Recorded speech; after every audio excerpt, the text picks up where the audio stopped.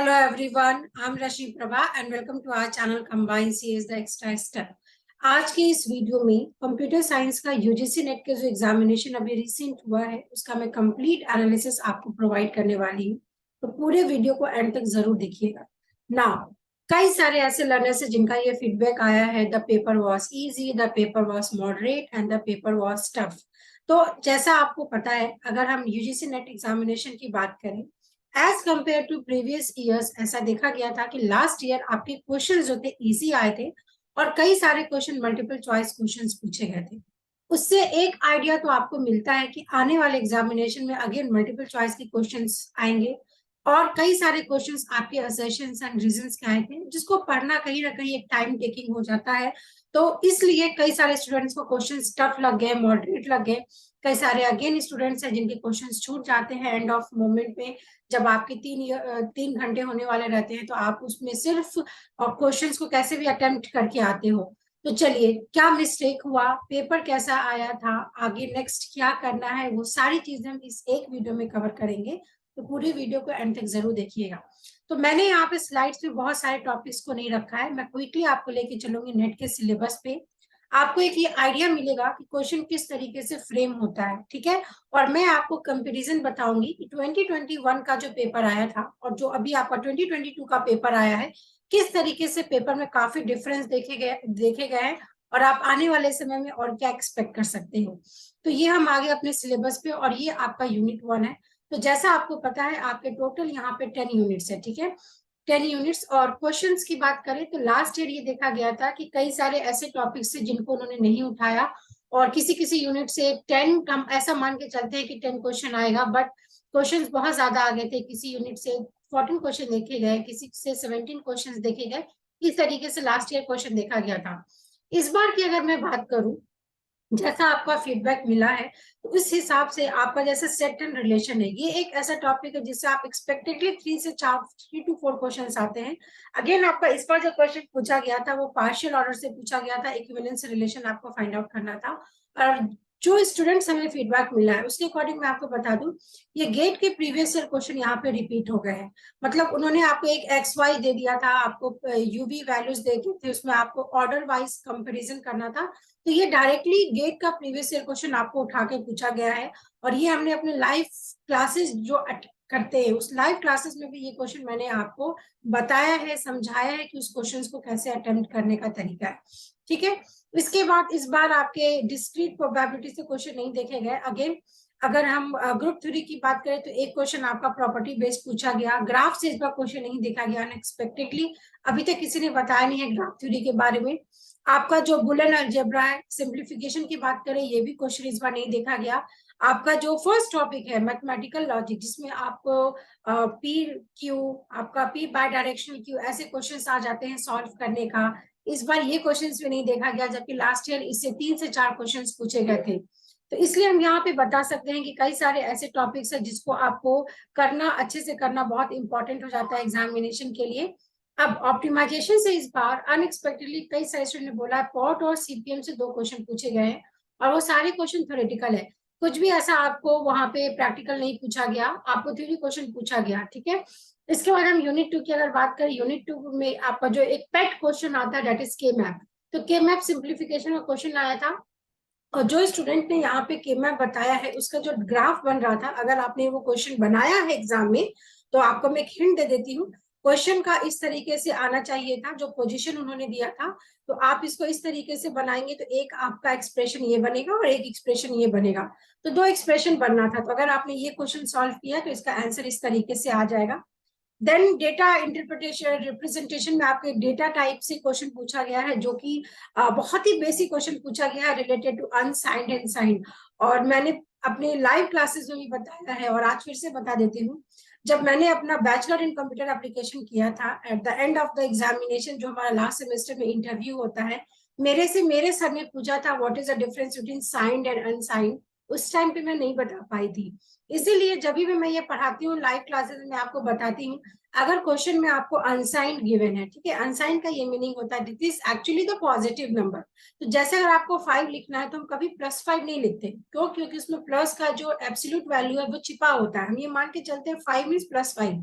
But यहाँ पे sign bit की अगर हम बात करें, साइन बिट में आपका साइन लगाना बहुत इंपॉर्टेंट हो जाता है, जैसे -5। इसीलिए साइन और अनसाइन में जो आपका जो वैल्यूज होते हैं उसकी रेंज भी डिफर करती है।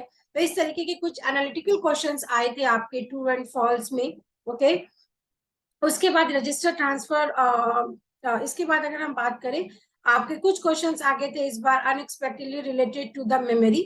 मेमोरी में आपको कैश मेमोरी, वर्चुअल मेमोरी से क्वेश्चन पूछा गया है थ्योरेटिकल। और अगेन ये क्वेश्चन आपका यूजीसी नेट का रिपीटेड क्वेश्चन है, जो 2019 में एक क्वेश्चन आया था, आपसे फास्टेस्ट मेमोरी के बारे में पूछा गया था। और जो जो ऑप्शंस आपके गिवन थे, कैश गिवन था, रजिस्टर गिवन था, आपका मेन मेमोरी गिवन था, सेकेंडरी मेमोरी गिवन था, if I am not wrong. Okay, और आपसे क्वेश्चन पूछ रहा था फास्टेस्ट मेमोरी। तो मैं आपको बता दूं 2019 का आप क्वेश्चन उठा के देख लीजिएगा। इस क्वेश्चन के लिए ग्रेस मार्क्स मिला था। कई सारे स्टूडेंट्स हैं जिन्होंने कैश लगा के आए थे, कई सारे स्टूडेंट है जिन्होंने रजिस्टर लगा के आया था, और उसके बाद इसका ग्रेस मार्क्स मिला था, जिसमें ये दोनों ऑप्शन को करेक्ट माना गया है। एक स्वाभाविक सी बात है कि मेन मेमोरी, सेकेंडरी मेमोरी तो आपका फास्टेस्ट नहीं होगा, क्यों? क्योंकि यहाँ पे रजिस्टर और कैश दिया है, और ऐसा आप पढ़ते हैं कि cache memory is the fastest memory, but यहाँ पे रजिस्टर भी ऑप्शन में था। तो अगर हम रजिस्टर की बात करें, रजिस्टर क्या है? मेमोरी के अंदर ही रजिस्टर होता है, इसलिए हम ऐसा मानते हैं कि register is also the fastest as compare to cache memory. तो ये ग्रेस मार्क्स मिला था। तो अब यहाँ पे होपफुली ऑप्शन में आपको 1 ओनली गिवन था और 2 ओनली गिवन था, और 1 और 2 नहीं गिवन था। तो अब ये देखना है कि एनटीए किस क्वेश्चन को किस तरीके से इंटरप्रेट करता है और आपको करेक्ट ऑप्शन की में क्या वो पूछते हैं, है ना। तो ये भी आपका रिपीटेड क्वेश्चन है। इसके बाद कई सारे स्टूडेंट्स थे जो प्रोग्रामिंग के लिए बहुत डर रहे थे, तो प्रोग्रामिंग में शायद एक ही क्वेश्चन पूछा गया, वो भी आउटपुट ट्रेसिंग का क्वेश्चन पूछा गया था, और उसके बाद प्रोग्रामिंग से और क्वेश्चन तो नहीं देखे गए हैं। अगेन HTML से आपको लिस्टिंग की क्वेश्चन पूछ ली गई थी। तो लिस्टिंग जैसा हम पढ़ते हैं, ऑर्डर्ड होता है, अनऑर्डर्ड होता है, उसके अलावा भी उन्होंने 3 से 4 लिस्टिंग दिया था। तो ये एक बार चेक करना पड़ेगा, either those listing are present while designing a web page. और कई सारे ऐसे भी स्टूडेंट हैं जो ये बोल रहे थे कि ma'am last year computer graphics हो गया, आपका एआई हो गया, फजी हो गया, इन सबसे क्वेश्चंस नहीं पूछा था। तो उन्होंने बोला कि मिस ये तो नहीं आ रहा है।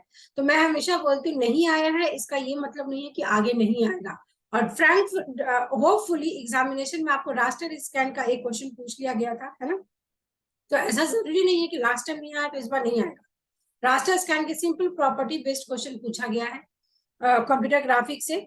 इसके बाद यस, डेटाबेस मैनेजमेंट सिस्टम एक बहुत इंपॉर्टेंट टॉपिक है, जो एक आपका कोर सब्जेक्ट है। इस कोर सब्जेक्ट से इस बार एसक्यूएल का एक भी क्वेश्चन नहीं देखा गया। ऐसा मान के हम लोग चल रहे थे कि ट्रांजेक्शन से क्वेश्चन आएगा, बट ट्रांजेक्शन से भी क्वेश्चन नहीं पूछा उन्होंने। होपफुली इस बार उन्होंने ये जो डेटा वेयर हाउसिंग और डेटा माइनिंग है, जिसको आप बहुत अंडर एस्टिमेट करके चलते हो, इससे 3 से 4 क्वेश्चन पूछ लिया है ना।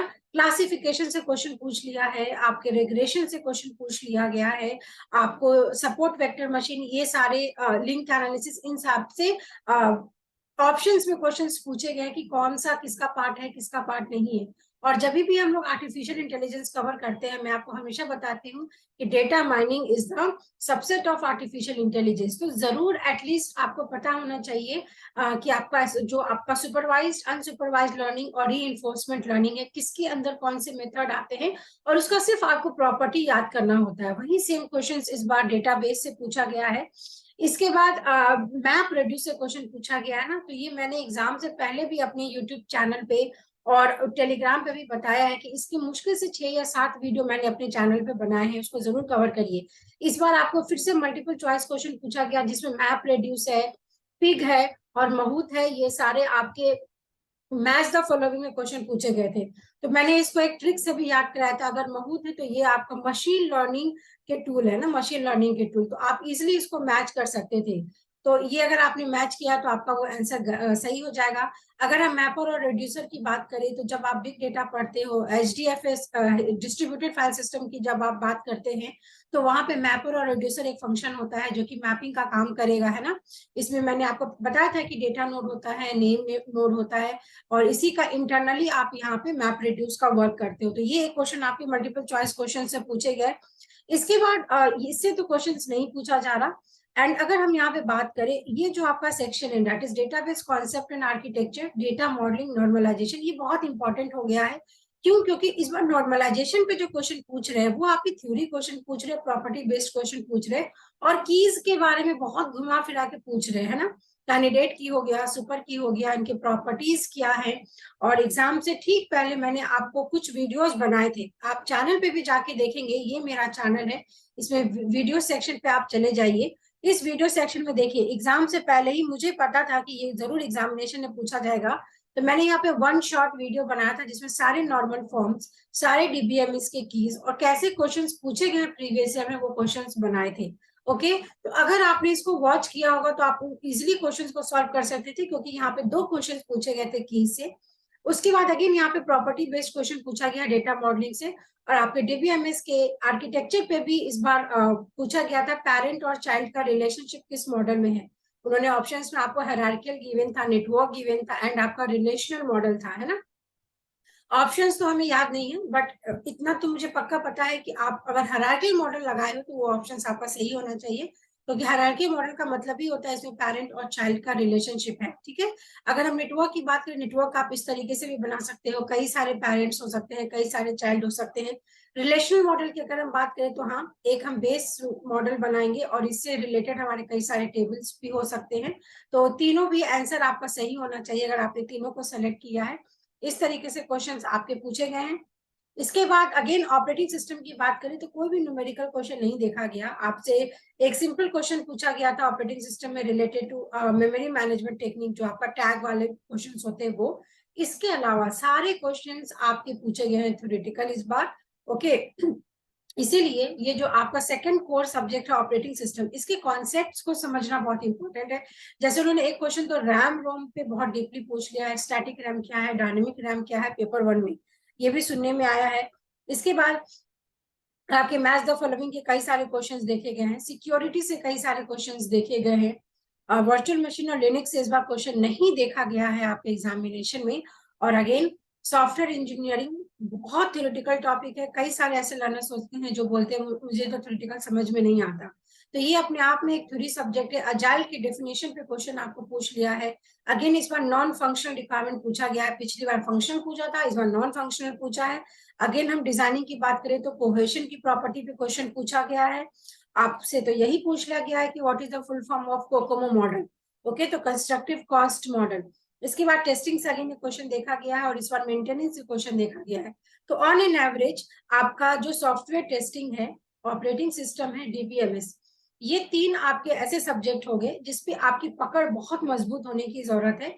इसके बाद कंप्यूटर नेटवर्क आपका होता है, डेटा स्ट्रक्चर होता है, ये सारे आपके टॉपिक्स इंपॉर्टेंट है आपके यूजीसी नेट के लिए, बिकॉज ये सारे इंजीनियरिंग के सब्जेक्ट्स हैं जो कहीं ना कहीं जब आप असिस्टेंट प्रोफेसर बनते हैं तो आने वाले समय में आपको पढ़ाना है, इसीलिए इन सब सारे टॉपिक्स पे ज्यादा जोर दिया जा रहा है।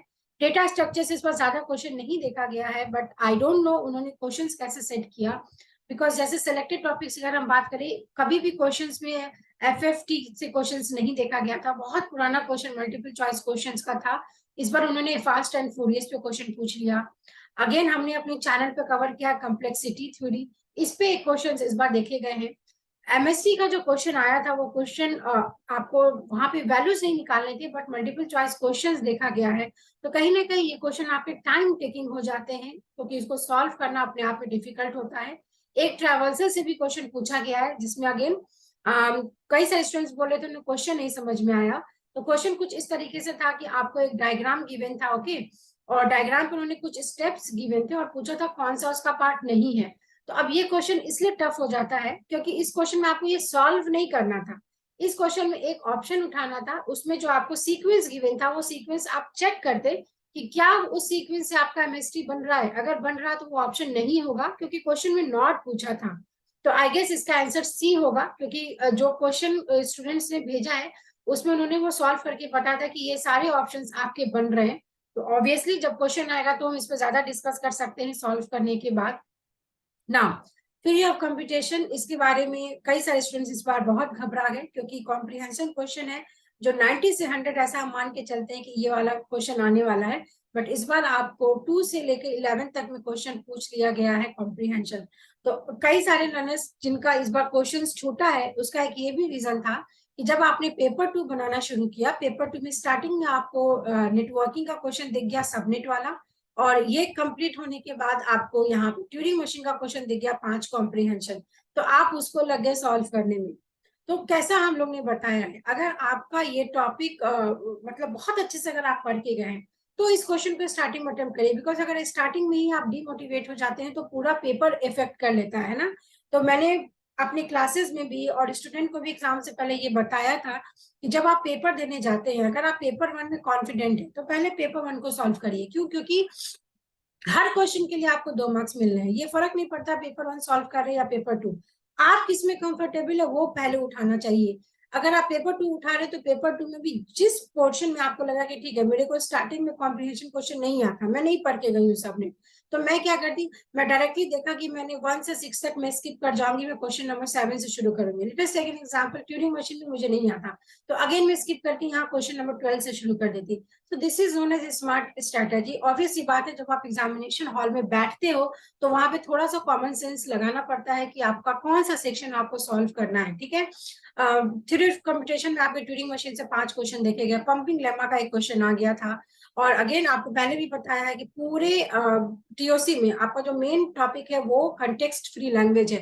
तो कंटेक्स्ट फ्री लैंग्वेज से अगेन क्वेश्चन पूछा गया, ट्यूरिंग मशीन का आपका कॉम्प्रिहेंशन क्वेश्चन पूछा गया है। इसके अलावा इस बार कंपाइलर से क्वेश्चन नहीं पूछा गया, लास्ट टाइम 2 क्वेश्चन पूछा गया था बहुत इजी, इस बार कंपाइलर से क्वेश्चन नहीं देखा गया है।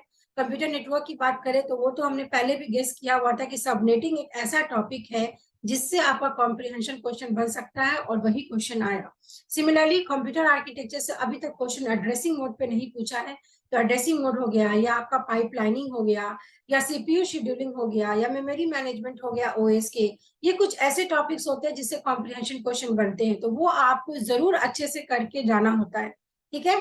इसके बाद सीए में बहुत ही बेसिक क्वेश्चंस पूछे गए थे अपार्ट फ्रॉम दैट सबनेटिंग का क्वेश्चन। जैसे एक तो मॉडल पे ही क्वेश्चन फंक्शनिंग पूछता है आपसे कि मॉडल्स को अरेंज करें, जो भी ओएसआई लेयर है। कुछ आपके प्रॉपर्टी बेस्ड क्वेश्चन आपके टूल्स पे पूछ लेते हैं, दैट इज प्रोटोकॉल्स पे क्वेश्चन पूछ लेते हैं। अगेन एक क्वेश्चन नेटवर्क सिक्योरिटी से पूछा गया है, तो सिक्योरिटी तो आपके पेपर 1 के लिए भी इंपॉर्टेंट है ना। So this was the questions and yes, कई सारे लर्नर होंगे जो एआई पढ़ के नहीं गए होंगे क्योंकि पिछली बार नहीं पूछा गया, तो इस बार आपको फिर से पूछा गया, अल्फा बीटा की प्रॉपर्टी पे क्वेश्चन पूछा गया, नॉलेज रिप्रेजेंटेशन से क्वेश्चन पूछा गया है ना। इसके बाद होपफुली इस बार क्वेश्चन आपके फजी लॉजिक से पूछा गया, जो हम सिंगल परसेप्ट्रॉन पढ़ाते हैं। सिंगल परसेप्ट्रॉन में मैंने आपको अपने लाइव क्लासेस में पढ़ाया था कि जो आपका एंड गेट है, और गेट है, और नॉट गेट है ना, आप इसको सॉल्व कर सकते हो अगर आपको डब्ल्यू आई और एक्स आई की वैल्यूज गिवन होती है। बट एक्सॉर ऐसा होता है कि जो सिंगल परसेप्ट्रॉन से सॉल्व नहीं होता है, दैट इज वाई हम यहाँ पे मल्टी परसेप्ट्रॉन का कॉन्सेप्ट पढ़ते हैं। तो ये क्वेश्चन आपका पूछा गया है। आर्टिफिशियल न्यूरल नेटवर्क इस बार कई सारे क्वेश्चंस पूछे गए हैं प्रॉपर्टी बेस्ड, और एक क्वेश्चन में आपको मेथड्स के बारे में पूछे गए हैं। तो यस, एआई से कुछ अच्छे नंबर्स ऑफ क्वेश्चंस इस बार देखे गए हैं। तो आप देखो, कोई भी एक ऐसा यूनिट नहीं है जो एमटीए छोड़ा है ना। तो हर बार की एनालिसिस आपको ये बताती है कि आपको सारे यूनिट पे इक्वली फोकस करना है। कई पिछले साल ऐसा हुआ था कि जो पेपर आया था उसमें कई सारे ऐसे भी स्टूडेंट्स थे जो मुझे बोल रहे थे कि मिस क्वेश्चन सीजी से नहीं पूछा गया है, एआई से नहीं पूछा गया, तो इस बार हम इसको स्किप कर सकते हैं। तो मैंने कभी ये नहीं बोला कि आपको स्किप करना है, क्योंकि आप क्वेश्चन नहीं बना रहे हैं, जो भी क्वेश्चन बंदा क्वेश्चन बना रहा है वो इक्वली यूनिट 1 से यूनिट 10 सबको वो देखेगा, सबसे क्वेश्चन पूछेगा। इस बार सारे टॉपिक से क्वेश्चन पूछे गए हैं, है ना। तो आपको क्या करना है, देखो अब तो एग्जाम हो गया, रिजल्ट ऑब्वियसली आपका 15 से 20 दिन बहुत है, 15 से 20 दिन में रिजल्ट आ जाएगा। क्योंकि आपको पता है कि जून में ऑलरेडी आपका जो फर्स्ट या सेकंड वीक से एग्जामिनेशन की डेट रिलीज हो चुकी है ना। तो मान के चलिए आपका रिजल्ट आ जाएगा, उसके बाद आपका फिर से न्यू रजिस्ट्रेशन फॉर्म आ जाएगा। तो डियर स्टूडेंट्स, बिल्कुल भी निराश मत होइए। अगर आप कॉन्फिडेंट है कि आपका एग्जाम क्वालिफाई होता है तो it is well and good. अगर 1% का भी अगर आपको ऐसा लगता है कि नहीं मेरा नहीं हो पाएगा, तो अभी जो आप पेपर दे के आए उससे एटलीस्ट बिना क्वेश्चन पेपर के भी आपको कुछ क्वेश्चंस तो याद होंगे। तो आप अभी से operating system, software engineering, DBMS, computer network, TOC, ये सारे जो कोर सब्जेक्ट है इसको पढ़ना शुरू कर दीजिए, ठीक है। तो अगर आपने पढ़ा है तो पेपर में नहीं बोलूंगी कि बहुत इजी आया था, paper was on the moderate level, बहुत टफ भी पेपर नहीं था, क्यों? क्योंकि कुछ क्वेश्चन बहुत इजी थे। पेपर हमेशा से लेंदी आ रहा है, अगर आप 2018 का पेपर उठा लो, पेपर तो लेंदी ही पूछा जा रहा है, जिसमें कुछ भी नया नहीं है। अब आपको जून के एग्जामिनेशन के लिए प्रिपरेशन करना है, बिकॉज मैंने बता दिया ये आपका मिड ऑफ मार्च चल रहा है। तो अगर आप अभी प्रिपरेशन जल्दी शुरू करते हैं तो आपके पास अप्रैल और मई, सिर्फ 2 महीना 2.5 महीना बचता है जून के एग्जामिनेशन के प्रिपरेशन करने के लिए। तो इस बार नहीं हुआ, कोई बात नहीं, अगेन आप अच्छे से प्रिपरेशन करिए कि नेक्स्ट ईयर आपका एग्जामिनेशन नहीं छूटना चाहिए।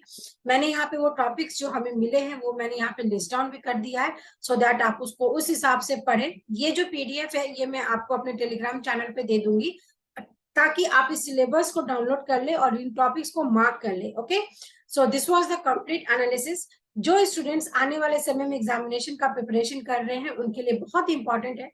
जो हो गया उसके बारे में बिल्कुल भी टेंशन मत लीजिए। आने वाले समय में अगर आपको पता है कि you have to qualify NET, तो अपना प्रिपरेशन करते रहिए। एग्जाम आपकी क्वालिफाई नहीं हो रही है, ये बहुत ज्यादा आपको इफेक्ट नहीं करना चाहिए, क्योंकि अल्टीमेटली जो आप स्टडी करते हैं वही आने वाले समय में आप इंटरव्यू क्रैक करेंगे और वही आने वाले समय में आप किसी दूसरे स्टूडेंट को पढ़ा पाओगे। ओके, तो अपने प्रिपरेशन को कायम रखिए और जल्दी से तैयारी शुरू कर दीजिए। अगर आपको ऐसा लगता है कि कहीं ना कहीं आप लैक कर रहे हैं किसी कॉन्सेप्ट में, तो you can join our professional batch.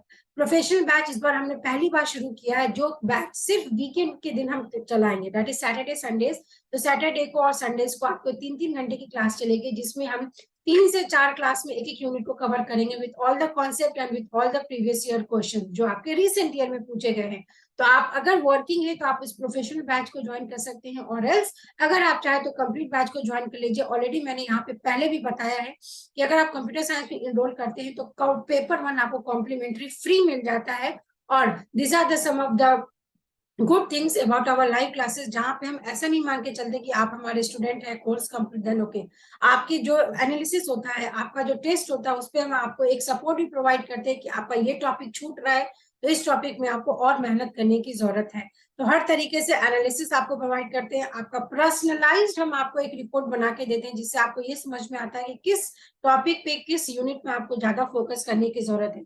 तो इस नंबर पे आप कांटेक्ट कर सकते हैं डिटेल्स के लिए। Either you want to join the complete batch course और else you want to join the professional courses. This is our YouTube handles, तो जरूर सब्सक्राइब करके रखिए फॉर ऑल द डिटेल्स, और टेलीग्राम ग्रुप को ज्वाइन करके रखिए, बिकॉज आप यहाँ से भी हमसे कम्युनिकेट कर सकते हैं। कोई भी डाउट होता है तो आप इसी वीडियो के कमेंट सेक्शन में पूछ सकते हैं। अगेन मैं आपको बता दूं, ये हमारा यूट्यूब चैनल है। इस यूट्यूब चैनल पे आपको कई सारे ऐसे प्लेलिस्ट मिल जाएंगे जिसको आप क्विकली वॉच कर सकते हो, और अगर आप कहीं भी कोई कॉन्सेप्ट को लैक कर रहे हैं तो आप इन प्लेलिस्ट का चेक कर सकते हैं। मैं एक छोटा सा आपको एग्जांपल देती हूँ। आप क्या करिए, इस वीडियो को जब आप देख रहे हैं, कोर्स लेना है नहीं लेना है वो बहुत बात की बात होती है, हाँ, क्योंकि कई सारे स्टूडेंट तो सेल्फ स्टडी से भी एग्जाम को क्रैक कर लेते हैं। आप सॉफ्टवेयर इंजीनियरिंग का, डीबीएमएस का और टीओसी के और कंपाइलर डिजाइन, ये कुछ ऐसे प्लेलिस्ट है जिसको आप सिर्फ, अभी आपने एग्जाम किया दिया है, आपका मूड बहुत फ्रेश है, आपको पता है आपने कहाँ पे मिस्टेक किया, आप इन वीडियोस को वॉच करके देखिए, फिर आप मुझसे कांटेक्ट करने की कोशिश करिए, then I will say you to what you have to do next. तो इसी स्मॉल मैसेज के साथ इस वीडियो को मैं यही वाइंड अप करती हूँ।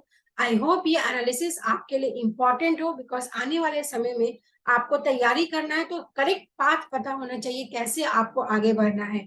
So this was the complete information. Do post your comment, any doubt in the comment section, and yes, at the last, all important notification miss ना करें, इसके लिए चैनल को जरूर सब्सक्राइब करके रखें और टेलीग्राम चैनल को ज्वाइन करके रखें। Hope to see you again in the next video.